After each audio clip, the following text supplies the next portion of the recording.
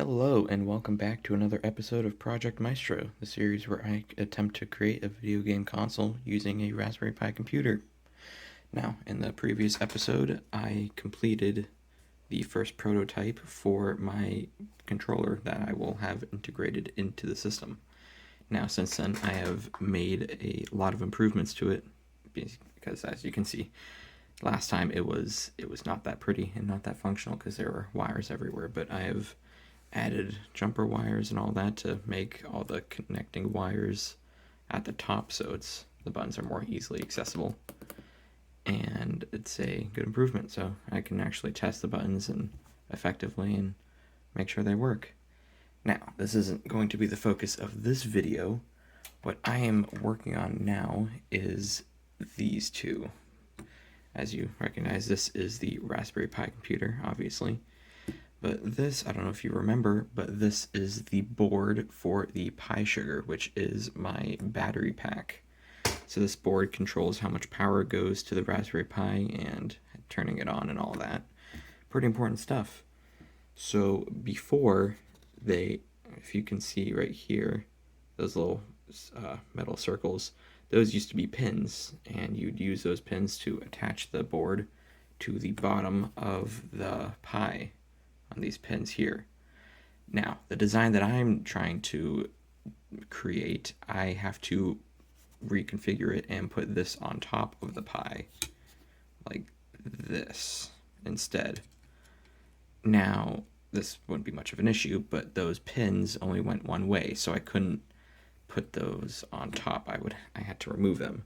So I removed the pins, and now I can properly put this on top and measure it out. And my goal for right now is to hook all this up to the monitor and all that and measure it out so I can create a 3D printed frame to which I can attach everything. So that is my plan right now, and I will update you on my progress shortly. Alright, hello. So, since you last saw, I have made a little bit of progress. I've managed to attach the Raspberry Pi and the battery board on top of each other, like so, with the GPIO pin sticking through to solder. And I also have 3D modeled the screen, the display. Now, this is a 3D modeling software called Autodesk Inventor that I have learned how to use, and I have recreated the screen at a 1:1 scale, and I'm going to use this as a reference point to build the frame around it. I'm also going to include like a scale of the Raspberry Pi and the battery board on the back, so then I can model a frame around it. And then hopefully I can print that frame out and attach it to the boards. So yeah, that's where I'm at right now. Welcome back.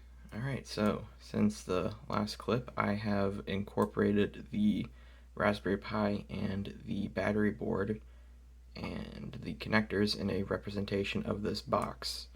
Now, I know it doesn't look like the Raspberry Pi or the battery board, but this is the exact dimensions that they create, and all I really need is those dimensions to clear the board so I can make a frame that fits around it. And in other news, I received this in the mail today.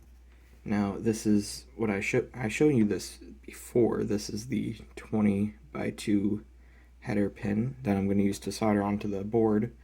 But this one, the pins are kind of hard to see. Focus. Kind of. These pins are a lot shorter than these. This is my old one. These pins are a lot longer, and these ones are shorter. And this will be good, as it'll increase the clearance that I will need to make the frame, and they are easier to solder onto because they're a lot shorter, and so less stuff to solder to. So that is my goal now, is to attempt to solder this to that without breaking either.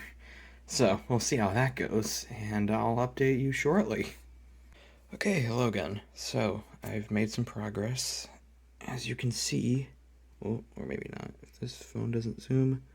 So you can see I have made some soldering happen. I soldered these points to the best of my ability. Most of these are pretty good, except you can see that one in the middle there. I don't know how well I can point to it, that middle one there. It's not completely surrounded, and I'm trying to fix that, but it's very hard to get to because all the other pins surrounding it, I don't want them to, connect, because that would short circuit and probably catch the whole thing on fire. So I'm trying to keep all the pads separate, but I'm also trying to make that solder joint whole so it actually, works. But hopefully I can do that pretty soon. And then after that, all that's left is to test it out on the Raspberry Pi and cross our fingers it doesn't explode. Okay, so I have rehooked everything up. On the back here is now one big ol' sandwich of all the components. I fixed the solder joint from earlier, and now this is the first test. All that's left now to do is flip the switch and see if it works. Now, I don't think this will work on the first try because I might need to recalibrate the Pi sugar again. But, about to find out. Alright. It also might be out of battery because I haven't charged it in a while. But 3, 2, 1. And no light. Okay. So, that's probably because the battery is dead. Let me plug it in real quick and I will see what happens. Okay, so I plugged it into the Pi sugar, so even if I do flip the switch and it turns on, it won't be because of the power, it will be because of the thing. I worded that very badly, but it will be because of the Pi sugar powering the Raspberry Pi, and not because it's just directly to the power source. So, attempt number 2, let's see if this works, and 3, 2, 1.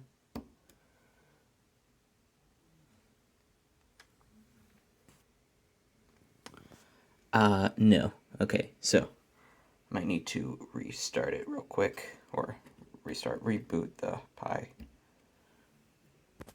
And I will look up how to do that because I forgot. So I'll be right back. Okay, hello again. So that last video and that last clip cut off. Well, unexpectedly because my phone died mid-recording.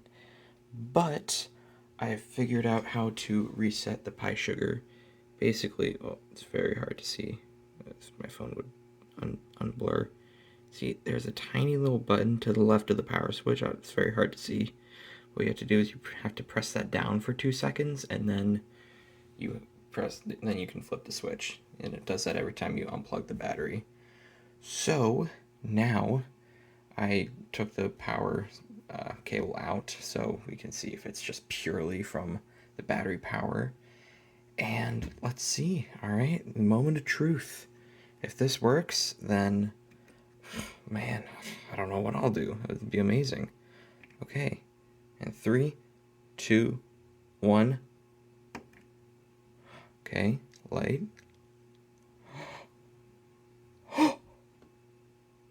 Oh my god.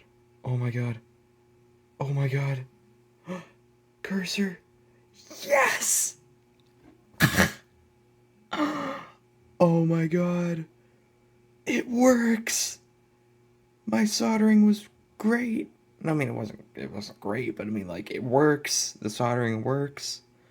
The whole system works. Oh, look at this. It's like a little sandwich. I put the thing on top. I have all the GPIO pins still out there, so I can solder all the wires for the buttons on it later on. Oh, it's perfect. Look at that. I don't have a controller hooked up at the moment, so I can't really do anything. But yes, it works. All right. So yeah, all right. That's a good. I think that's a good place to stop this video. So thank you very much for watching this very great milestone that we've just accomplished.